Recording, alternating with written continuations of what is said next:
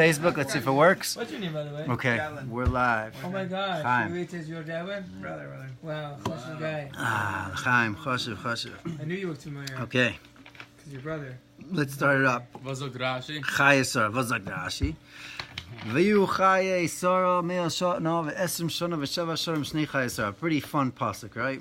The parsha usually starts off fun. So this is the life of Sarah. 100 years, 20 years, 7 years. So you can go to town with that. 100 years, 20 years, 7 years, say 127. It's not really the normal way to say 127 years that she lived. So Rashi illuminates our eyes as he always does, and he says that when she was 100, she was like 20, because a 20-year-old is not chayev misa or whatever. He doesn't get einshin, right? That's the good reason why every one of you guys should get married before they're 20. I had a friend. late. Too late. Okay. Next lifetime. Next Well, lifetime. why before 20? Because it's saying that you're not chayav. It says if you get married before, then there's some sort of So the truth is, chazal. can I just correct you? Let me hear.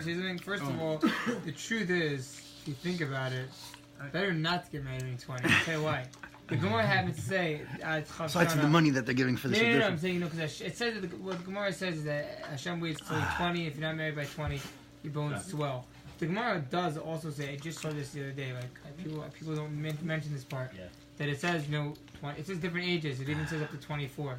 When you get married, they say it's like a Yom Kippur for you. It's like your whole life gets like, you get to Yom Kippur, your whole various kind of race and so on. Okay. So when you get married at 20, you're kind of just wasting the cards because you don't even have a married at 20. Wait till you're like 24 or It's a something. nice Einfall. A nice Einfall. All right, here you go. That's a Zevi. 4 years to sin and then you get it up. Zevi kissed her by his chassan table. This is all live. Wow. by the way. Yeah, it's all live. It's all good. Yeah. No, I'm just saying. Whatever you say is live. Yeah. Turn the camera? Okay. It was Zevi. Shidduchim. Zevi Chayei kissed her Sara. by his chassan table. He asked the question. He's like, "What's found in Yerushalmi that says you get forgiven for all your sins? Like, it's life easy to get married, like people wanted." Right. No, I'm just, You mean it's an easy thing. no, I think Judah brought up that chazal. Anyway, so it's a funny thing. So getting back to the topic. You gotta go back to the tape. I gotta go back to the table. We'll do a rewind. So he says that when she was 100, she was like 20 with chait, that she was basically totally pure. And when she was 20, she was like a 7-year-old in beauty. So 100 to 20, okay, we have some sort of chazals, even if Yehuda argues on it about at 24, you have the wild card. But still, there's such a concept that at 20 you're still pure. It's kind of understood, but 20 to 7 for beauty, that's where everyone starts going a little, like 7-year-olds aren't the most beautiful things when when you're dating, you're not looking for a really nice looking 7-year-old, you're looking more of the 20-year-old, 18-year-old status. So I just heard today, there was a few things that I heard today that were very nice. One of them was that a 7-year-old, a 20-year-old, you're right, might have a much greater degree of beauty in our eyes, but the thing is that a 20-year-old's beauty is with a lot of self-consciousness and ego, right? How is this guy going to look at me? How is that person going to look at me? It has the whole, so to speak, clip of self-consciousness, which includes, that I'm trying to promote myself in a certain way, that people should look at me in a certain way and give to me in a certain way because of the beauty. A 7-year-old, on the other hand, is just, you ever seen a 7-year-old, no matter who she is or whatever, whoever he is, they just, they're dirty, they're in the mud, they're doing whatever they're doing. They have no consciousness of their own beauty. So there's a purity in it. So he was saying that, the Rashi was saying that the Pasuk is saying that at 20-year-old, she still had none of that consciousness of like me, and I'm showing off, and I'm trying to be beautiful for the world at all. It was just the purity of a 7-year-old. Rav Moshe Feinstein actually brings it down.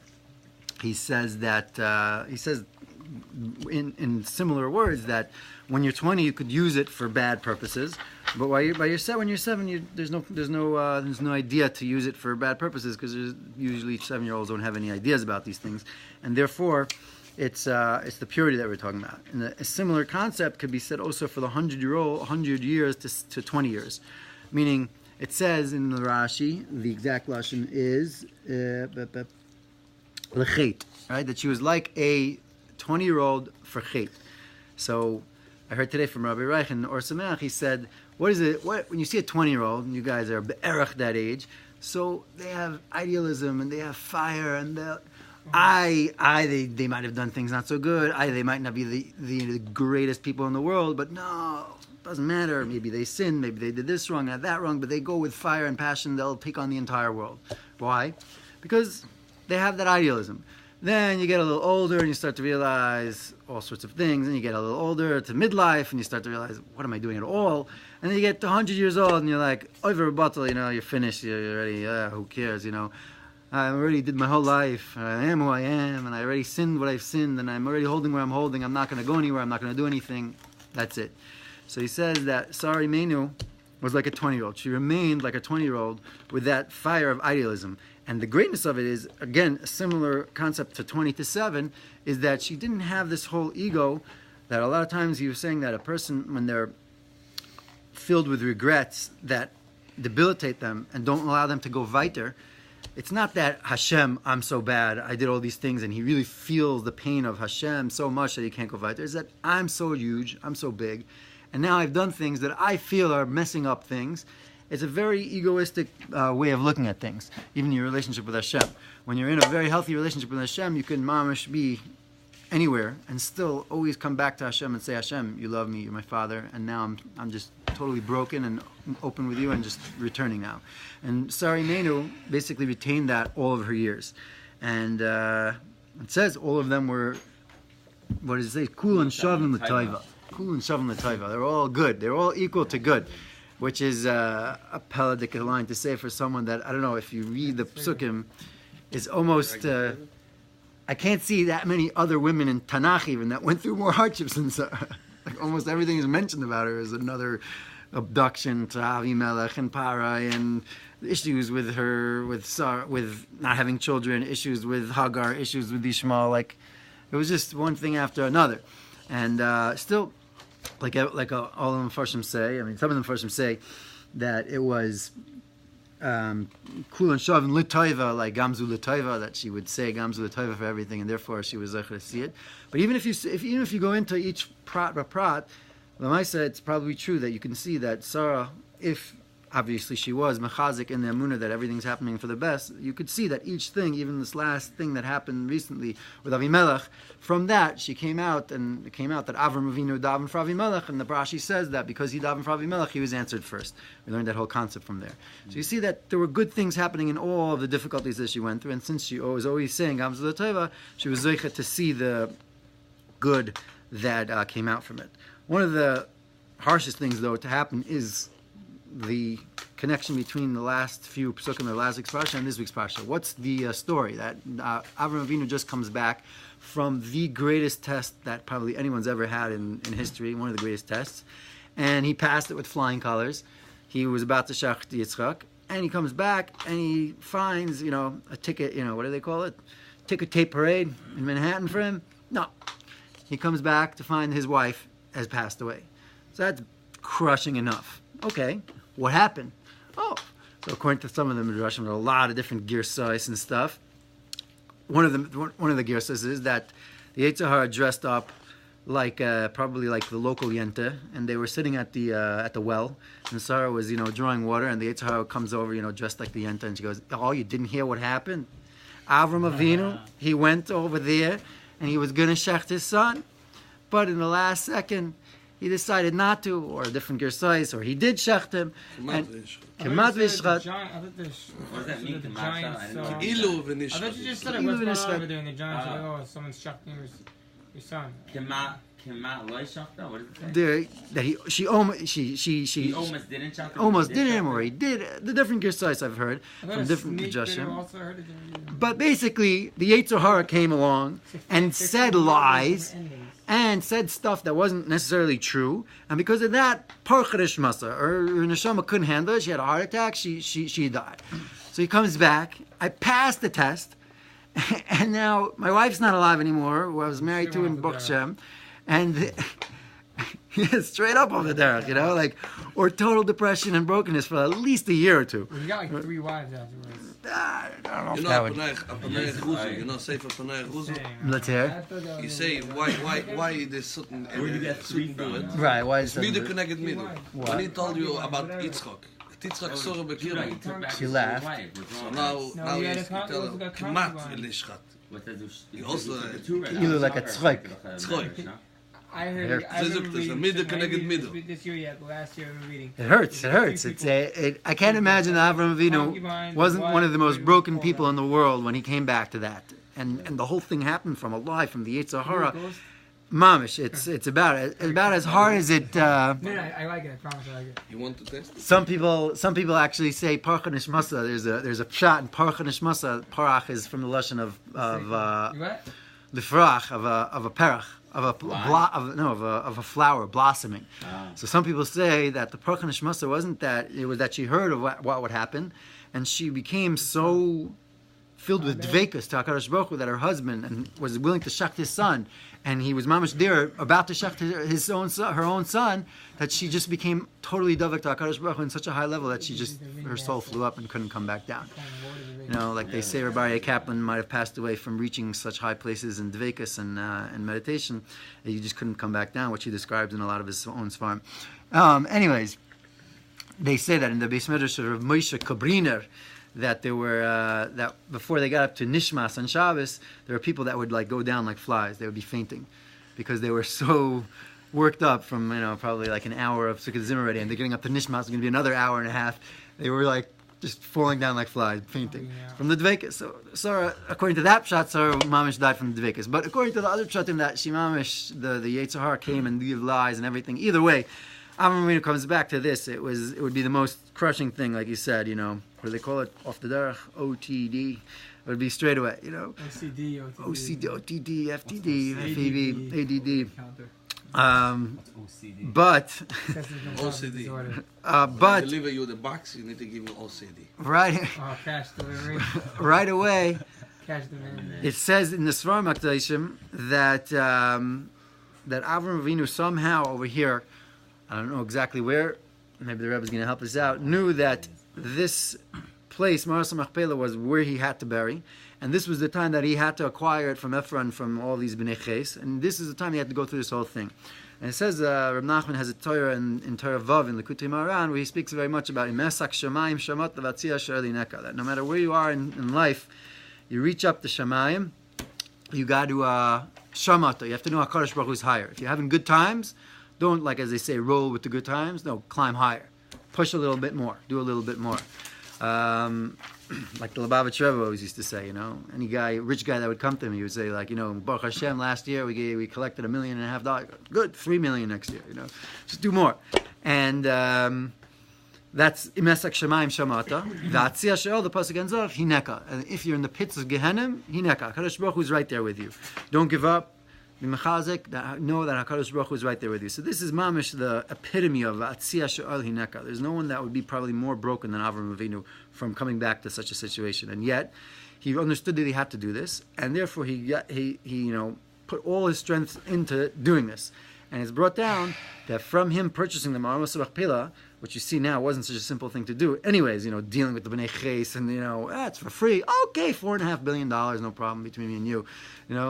The whole thing was so terrible, but still he went through it, and from here we had the Haschalas Kvishas Eretz Yisrael, the beginning of the capturing of land of Eretz Yisrael to be in the hands of Klal Yisrael was mamish from this time, from Avram Avinu overcoming his mamish, the brokenness, and saying, you know what, Hineka, HaKadosh Baruch Hu is with me, and I'm going to still go and try to do this, and getting there to serve. That was the beginning of capturing of Eretz Yisrael. Before then, we had no shaykhs to owning Eretz Yisrael. So now he bought it, and he purchased it lachuzas cover, forever. It's a big kasha. Only to give Why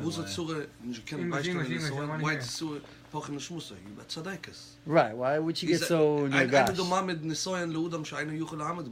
Oh, well, it was her time. That's a good question. What's it? People say everyone. a lot of them Actually, I know Yiddish. For Hebrew, whatever he spoke. Yeah, whatever. Said, Hashem didn't give you a test that you can't handle. So why was she giving a test? That's She a couldn't chazal. handle A lot of the Mefarshim will say that this was her time to Hashem go. won't give you a test you can't No? I've heard that a billion times. The Mefarshim say this was her time that she had to Hashem pass won't give you away. a test you can't handle. This was Is the that- way is it that came a out. I chazal? don't understand what that means. Or something Is that's not that even a chazal? chazal? Is that a gemara? Where does it say? I don't know if that? it's a chazal. So what is it? Some Muslim thing with one rabbi? Yeah. No, it's also a question. Is that true? I'm saying probably. Does that go in the book of like made up things like No, No, I think it might be it's logical. brought down by a Why would lot of. Why would God give you It's a something shame. that you can't withstand? Then No, there's I no heard point there's in a you- thing in the whole Hashem. thing's Wrote down zero. a lot of tzaddikim say. Somebody is saying, but Yeah, because that's a great question. when tzaddikim line Krishma is moisa nafshe. They give up their lives. So when Suri heard about Yitzchak, geschochten, so he gelernt Krishma ad kloisa nefesh. She went up. That's why there's a What's shot wrong that with sneak Pasha bitter. She just couldn't handle her son being shafted. He was saying that Hashem wouldn't have given her that Nisayan. It's hard. Yeah, it's also hard to know that Which Sarah Nisayan couldn't is handle that? it. Why is dying a bad thing? Saying it's I a mean, at the Nisayan, right like time. Aaron was able to handle, like, yeah, I'm gonna take my son to shop. Like, why couldn't she handle that? Like, my son will get shot. Nisharim say, Same way Aaron handled it. in the Gemara, Chanani Meshul Vazalia. That's what the Yeah. So they will say, I've the Koenig give you Malchus, Could be- going Mishtachvim Latzeit. If they would have hit him, they would bow down. What's the Gemara, what to say with I that? heard Yeah. I will not make down the Chanani Their greatness. Everybody wants the soil, what you give him, he can handle it. But It basically comes down to what didn't happen. Chanani Meshul can handle only Schreifer. Because Malchus, he can everything handle. I mean, they could jump in the fire, but they couldn't handle Malchus. Did it. Right? A Kitzer, when we hear about these things, though, we hear about such amazing stories about the tzaddikim and how Avram Avinu was able to overcome this, I like that and question. because of that, it mamish started the whole Kvish Eretz Yisrael. So we get like a little bit demoralized for our own lives. You know, like what are we doing? You know, okay, we went this morning to Shachris and we learned a little bit. We don't do things that have much of an effect. So I was by Willow Tree Park a couple of days ago, Baruch Hashem, and I just walked out on the docks there, and it was very, very calm, very quiet, and everything was just peaceful.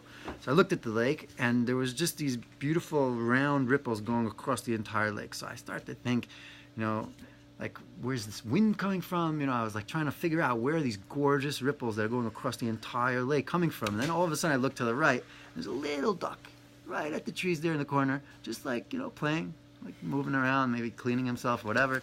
And I looked, and from that little duck, just moving around a little bit, the whole lake was totally still. It was just these ripples going across the entire lake. Awesome. It was beautiful. Right? I thought to take a picture or a video, and then I didn't. Because I said I don't want to be a stupid person that's like everyone else. That's just Selfie. posts it on Instagram and Facebook, and now that's it. You lost the Only experience. Experience life. That was like the last 3 weeks we've been trying to say to get on Facebook, to get off of Facebook and to get off of all these things. Experience life. Stop taking pictures of life. Live it. Right? The Nakuda is that every single thing that we do ripples. They asked Reb Nosson Breslov, you know, Avram Avinu and the Gedolim and the Tzaddikim, when they, you know, move their right leg, Ilamas are moving and everything, and, you know, but wait, what do we do? Reb Nosson screamed at him. He said, what are you talking about? He said, every single time you move your right leg, Ilamas are moving. It's just, maybe they were more conscious of what was happening, and you're less conscious of it, but it's happening. And just like they moved worlds, you're moving worlds also. Every single small thing. What you do here, something happened to in Ukraine now. In Ukraine, right? And Okay. they say the Mishnah in Pirkei Avos, people don't know, but it's honestly should be Pasha Pshat. It says in the first Mishnah in Pirkei Avos says Dama Milma Mimcha, right? So translation is standard translation is know what is above you. Right. I know of I was in Shema, From you. so I forgot who says this. Honestly, now I don't even know how to read it without translating it. That says Dama Milma Mimcha. Mimcha. Know what is above you? No, know what is above From Mimcha you. is from you. Know what is above is from you. I mean, what you do has an effect on what happens in the world. Yeah. What Yeah. does that mean the world's move when you pick up your life?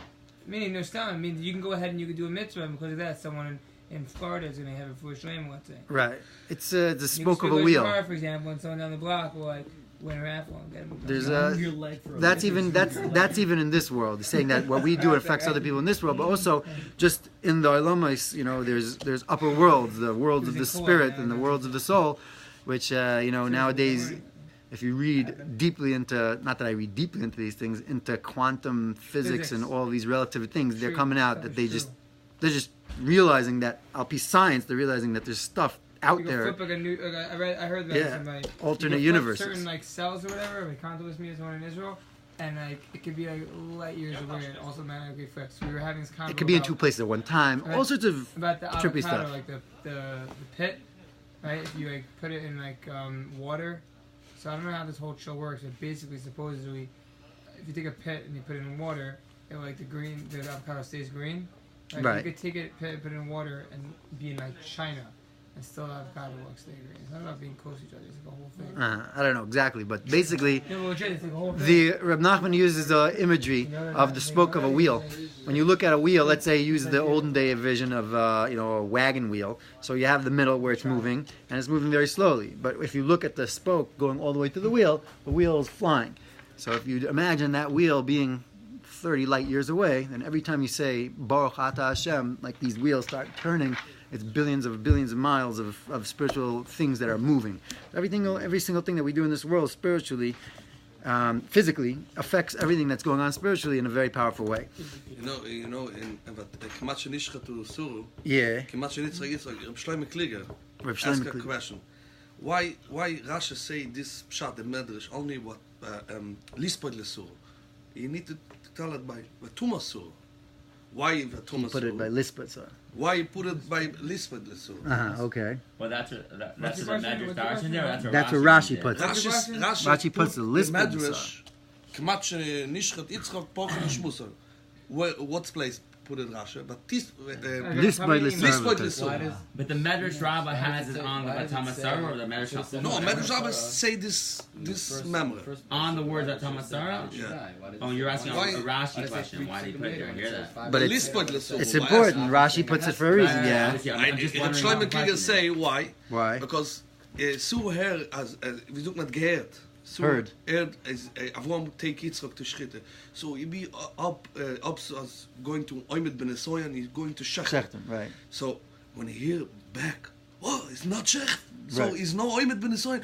Pochen Shmuso. So Right. Rashi want lispot l'suru. This one is the aspect of sorrow. Because why he's Pochen Shmuso? Because he thinks Avram is no Oymed ben Esoy. Right. Meaning the hesped was that her neshama went out because she heard that he wasn't Evan Yisayim.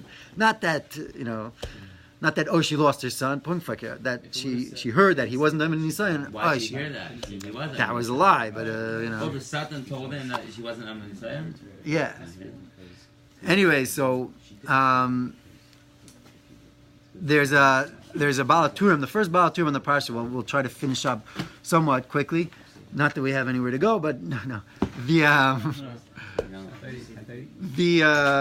MS number. Vayiyu Chayei Sara. Vayiyu is Gematria 37, as everyone knows, and she lived till 127. So minus, subtract rather. Subtract 127, subtract 37. What do you get? You get 90. So 90 years is when she had Yitzchak. So Vayiyu Chayei Sara, Vayiyu 37 years was the Chayei Sara. The Baal Turim says. What does that mean? That from when she had children, that was basically when she started to live. In Parshas Bereshis, I thought of this vart when we were reading Bereshis this year, and I just heard it yesterday or a few days ago. That was B'Shem Reb Yaakov Weinberg from Ner Yisrael. That in the end of Parshas Bereshis, it says all these psukim about the people that live this and this amount of year, and it says Vayichi, or whoever it was, Chamesh Shanim V'Shivim Shishim Shanim, and then he gave birth to whoever, and then he lived after he gave birth this amount of years. So it's very, very repetitive and very, too many words for the Torah to say this. So I thought that was the pshat. The pshat is that a person only begins to live once they have children. Once they have children, all of, it's the, I guess the 9th grade syndrome, Ninth grade is a big shock, If you don't have children, you're considered dead. Right. No, that's true. It's true. So, what is known? That's a 4th year considered dad one. Ani and person that doesn't have children. You shift from 8th grade, you get 8th grade, Ani is Suma. and you're the biggest guy in the school, and you get to 9th grade, you're like, oh my gosh, these guys have beards, and you're like, where am I, getting beaten up, And then all of a sudden you get to 12th grade and you're like the biggest guy, and you get the base matters, you get the college, and then you get married. And then you get married and you're like, wow, I'm the greatest guy, I'm married, and you're all showing off to all your friends, and you have a kid and you're like, oh, I remember what it was like to sleep one day, And then you're back in 9th grade. Is it a positive thing that the Torah is saying once you have a kid, that's when your life begins? When your life beginning, that's a positive thing? So that's what I'm trying to say also, but we'll get to that the next point, is that each level is a positive thing when you grow, when you get to that next level. For 90 years, she was going through Nisayan. I would say that is what, that's the greatness. That was difficult, Once she had the child, obviously she was continuing as a tzaddikus, but then sick. You're saying like that. That was the big. Right, it's a whole new level, but a mitzvah. No, but he's saying those years were really dark, and she stayed with Emunah. That's a powerful word. The heads of tailed Ibanim with stress will give birth to kids. Yeah. Mirza Shem, when you have your kid, you'll understand. If you have The kids, person would rather have kids and have the stress of than not having kids. Exactly. No, that's true. But surprised. they're as they give the bracha in Eretz Yisrael, habe koach v'habe nachat. Yeah. Right? Habe koach v'habe nachat. Yeah, that's what we've gotten that bracha, holding two kids in your arm and sweating your brains out. And Well, that's always good for a visit. visit Eretz Yisrael. Anyways, if you want tickets for travel agent, Let's work a bit one day in this. One day is better than no days. He means from Uman. Listed for 48 hours. So what's pshat is that that you have to, like, that's what we were saying with the 9th grade syndrome, is that each level that you grow and you come to the next level, next darga, you realize that you're nothing, and then you have to step up and grow to the next place. The same thing is with a wife, right? That's the step before that, hopefully. That you're single, and then, you get married, and all of a sudden you realize, that you're back to square one. You have to figure out how to really, like when when you decide to switch roommates because he's annoying, that you can't do that. You're gonna have to actually face up to things, So unless you're super chiller, I guess, yeah. But the point is that each time you get to the higher level, you got to realize. So that's the whole shidduch thing of this week's parsha. Shidduch crisis, guys. You are in the parsha right now, and you guys are in the shidduch crisis, and there's no crisis from you. Right in the heart of it. So Mitzvah Shem. Alles sheduchim Mitzvah Shem v'toch shana, v'nindachim v'toch shana. A meister with Reb Yoeli somebody came over 30 years old. True meister. He come to Reb Yoeli, ask him a broche for shidduch. I'm guessing He told him he's noch nicht geboren. It's a good story. Let's hear it. It's not born yet. 2 months after this, he make a shidduch with the Geyoris. Wow. Oh, maybe she wasn't. Gershon is dying from here. Nice. By the way, it's a great one, but it's a good riddle. Like, how's it possible? Yeah, it's cute. It's probably a true story. The classic one. Like, how's it possible lawfully to marry your sister? Let's hear. If you both gear. Right. Okay. Are you allowed to? Or is roughly speaking, you can marry. Is it a darabanan not to, or maybe? The most common is darabanan. What isn't? Kitzur, just to throw out one thing, it says that if the shidduch wants to go, that you see that there were so many miracles in Yitzchak shidduch with the whole thing from beginning to end. Every shidduch has just a million and one miracles. Someone even brings down that the fact that HaKadosh Baruch Hu brings up people sometimes in such opposite homes, in such different places, and yet when they meet, they actually like each other, and they realize that they have so much personality and uniqueness that they share, and they want to get married. That in itself is a miracle, besides for all the other miracles. So is Nace? There you go. So it's all nisim and niflas. And just Shinba itself is 300. I don't know how that Mispar Cotton, not Bash. Nace is like a flag. No. Twice. Every shidduch is a nest. Every shidduch is a nest. Some guy would make all the gemacht, all the kids who make You marry them off. And the last shaverbuch is from the last kid. Last kid to make a big shaverbuch and want to talk something to all the family. So you see all the kids have houses, married, children. You think Kodesh Baruch Hu help me? Nothing. Hashem didn't help. So somebody is mishike geworden. You think Kodesh Baruch Hu help me? Kodesh Baruch Hu not help me, nothing. Wow. Everybody married, Kodesh Baruch Hu not help me. That's crazy. He helped me, you make it yourself. He did the whole thing.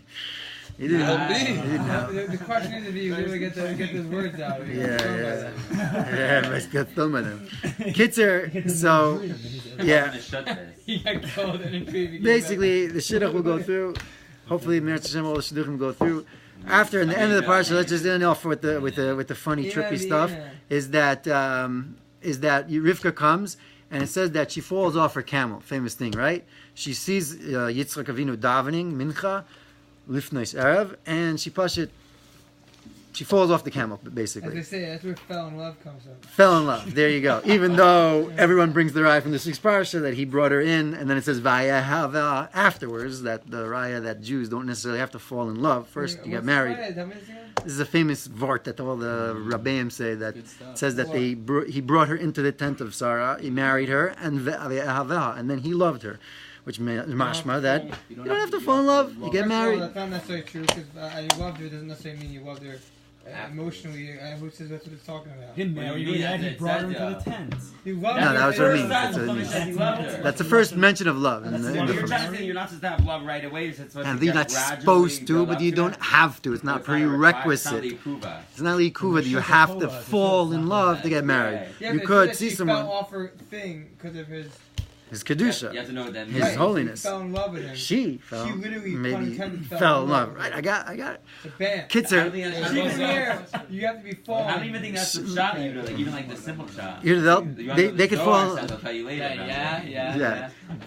Even So like- what does the Zohar say about this? So Rashi says, if you read over there, I don't know where the pasuk is exactly, because I'm already in Parshas Noach here. Yeah. So let's see if we can find it. The Rashi says. V'ozak Take your time. We Rashi. have just gathered our last stuff. Vatipal, right? She fell. Is that where it says it? Okay, I can't find the exact word over here. But basically it says that she fell off of it. She fell off of her thing. Rashi says, what is the Lashon? She saw his hadar and she was toihu. She was startled. So What is that Rashi say? Rashi says she saw her hador or hidur and she was vatahu. And she was, mesmerized and she fell. That's the Pashup shot is that she saw his hador, his splendor, or his amazement. But the shot that the Bartanura, of all people, says is that she saw him hadur, hadar in the Gemara, means backwards. She saw him upside down. His head was on the floor, and his feet were in the air. Now, what does that mean? Because he was in Gan Eden. There's a medrash that says that for 3 years after the Akedah, Yitzchak was in Gan Eden. He was floating around Gan Eden. Gan Eden we know is what? So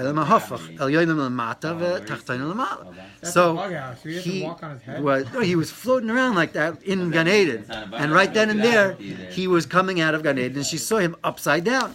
So she said, she's like, oh my gosh, she sees a guy, upside down. You say the Bartanur of all people, he's like not into these types of Bartanur is the Pashup shot of, Mishnayos. You don't learn Mishnayos without learning Bartanur. It's Pashup shot. Well, Miss Bartanur or the one on Mishnah? I don't know where it comes from. I saw it quoted. Yeah, I saw it quoted. Pashas, that's not what went down. No, Pashas for sure that's not what went down. But the drush is also true. Now, it's a trippy drush. It's one of these weird drushim that you can't understand necessarily, but I'll just try to bring it a little bit more palpable. The Medrash says that he was living in Gan Eden for 3 years after the Akedah. What's the shot that he was living in Gan Eden? So you have to understand it, according to some people, according to some people. You don't have to understand Midrashim Kipshutai, but I like to understand that there was some sort of level that it was Kipshutai. But on a different level, it's a different concept. The concept could be, is that from the story of the seven beggars, the last story that Reb Nachman said in the 13 Tales, the Sipurei Maisis from Reb Nachman, is about a whole really deep story that has to do with the whole story of history. And the seventh story he didn't say because that's the Mashiach times. But basically one of the stories were that there was this blind beggar that came to the wedding of these two children and he said, I am here. And you all think that I'm blind because I can't see. He says the opposite is actually true. I'm blind because I see everything from here till all of the Sof HaOlam. And when you see everything, this whole world looks like nothing. So Yitzchak Avinu was blind.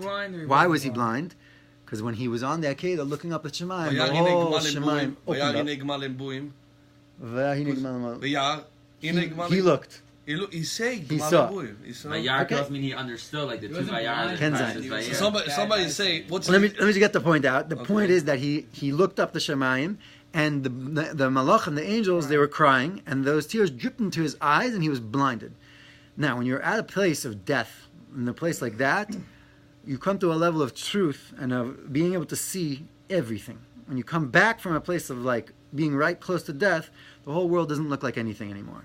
So those tears were really the fact that he was in such a high place, such a dveka, such a place of not being in this world, that's the Bechina of Gan Eden. That for 3 years he was still holding in that place where when he looked at this world, he couldn't even see this world. He looked at, there was a Yid that was in Siberia for 25 years. Very, very, very, very strong Yid. He was a Chabadsker, I think, and when he came out, he kept every mitzvah and every single thing for 25 years in Siberia. Insane, impossible. He came out, he couldn't speak to people for 6 months. He would come to shul, he would see people not davening with absolute fire and thankfulness to Hashem. He couldn't relate. He had to sit at the Black Sea for 6 months. Come with the Dasim. Right. The Reb Shimon Bar Yochai, the point is that he came out of the cave the first time. The point is that when Yitzchak Avinu was blinded, he was actually able to see everything. And for 3 years, he had that that eyesight of Mamash being in Gan Eden. Now, finally, after he was coming back down, he was coming to get married, coming back. And just to end off quickly, the Nakuda of Gan Eden that he was coming out from could be very interesting if you connect it to a pshat that a lot of the Mepharshim say, where was he coming from? From the Be'er Lachai Ra'i. The Be'er Lachai Ra'i, what did that mean? What was that place? Why was he coming from Be'er Lachai Ra'i? That was the place where Hagar went in the desert and she prayed and she davened and she got answered with 4 angels that came and said, you're going to have a big nation, don't worry, you're going to live. So why in the world would we go to that place where Hagar was, nostalgic? Because it was angels. So Avram Avinu's house didn't have angels. We see Avram Avinu's probably had a lot of angels. He had the Shechina. And Yitzchak Avinu was there with Avram Avinu, so I'm sure there was hundreds of angels. And there were all sorts of great things going on in that house. Why did he go to Be'er Lachai Ra'i to daven? So one of them, first, Rav Shlomo Wolba explained, he said that why? It was because Avada, when you're Avram and when you're Yitzchak, you're a big tzaddikim, so you have angels coming right and left. Hagar, she was a lowly maidservant. She was thrown out into the desert to die, right? Over there she called to Hashem, and she was answered. He said, that's the place where I want to go. Obviously, when you're the big tzaddik, I want to go to that place where she was answered. So maybe now, connected all back in, is that and he was in Gan Eden, but now when he wanted to go out of Gan Eden, when he's stepping back into the real world, you got to find that place where even down here in the earth, it could be answered. Hashem Yizakenu to be answered all our tefillas. Have a great Shabbos. Amen. Oh, yeah.